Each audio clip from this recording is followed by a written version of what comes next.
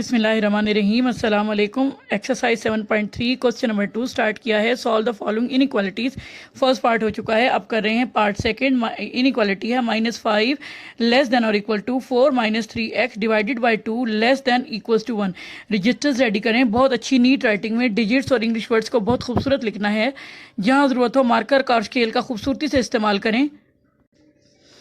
जी बेटा, exercise 7.3 page 141 question number 2 second part. -5 less than और equal to 4 -3x divided by 2 less than 1।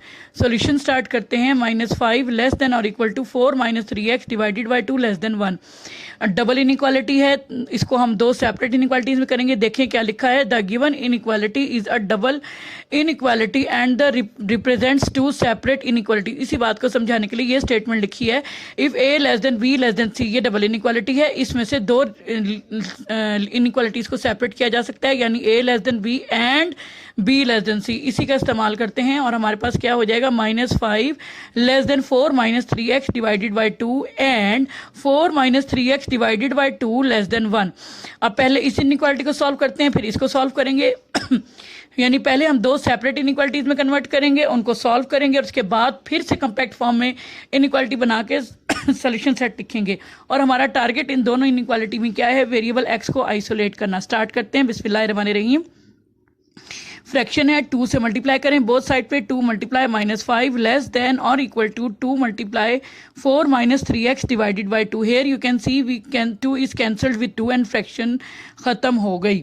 So we get -10 less than और equal to 4 -3x। अब देखें x को isolate करना है, मैं 4 को हटाना चाहती हूँ तो +4 है, मैं -4 करती हूँ बोथ साइड पे। -10 -4 लेस देन और equals to 4 -3x -4। 4 and -4 cancelled with each other. What we get, -10 -4 becomes -14. So the inequality now is -14 less than or equal to -3x. अब देखें गर्ल्स, आपके पास इनइक्वालिटी में क्या हो रहा है, -3 से डिवीजन, क्योंकि x को आइसोलेट करना है और -3 से डिवाइड करना पड़ेगा। 9 क्लास गौर से देखें, जब भी इनइक्वालिटी को नेगेटिव नंबर से डिवाइड या मल्टीप्लाई किया जाता है तो इनइक्वालिटी रिवर्स हो जाती है। आपके पास सिंबल था लेस देन और इक्वल टू और ये चेंज हो गया ग्रेटर देन और इक्वल टू में। जी बेटा, तो minus and minus cancel, 14/3 fraction form में रह गया। ग्रेटर देन और equal to x, -3 cancel with -3। आपके पास इनइक्वालिटी आ गई फर्स्ट, 14/3 ग्रेटर देन और equal to x। Second inequality में मूव करते हैं। सेकेंड इनइक्वालिटी थी 4 -3x divided by 2 less than 1। Fraction को ख़त्म करने के लिए 2 से मल्टीप्लाई करते हैं। 2 multiplied by 4 -3x by 2 less than 2 multiply 1। 4 -3x आ गया, 2 और 2 कैंसिल हो गया आपका। 4 -3x लेस देन 2। 4 को हटाने के लिए -4 करते हैं बोथ साइड पे। 4 -3x -4 less than 2 -4। We get -3x less than -2। अब फिर देखें x को आइसोलेट करना है, x के साथ -3 मल्टीप्लाई हो रहा है और जब नेगेटिव नंबर से डिवाइड करेंगे तो इनइक्वालिटी रिवर्स हो जाएगी, ग्रेटर में चेंज हो जाएगी।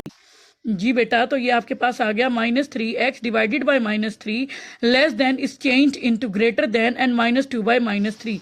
ठीक है, अब देखें x इज ग्रेटर देन और 2/3 आ गया। अब दो इनइक्वालिटीज आ गई हैं, इन्हें कम्पैक्ट फॉर्म में लिखना है, कंबाइन करना है।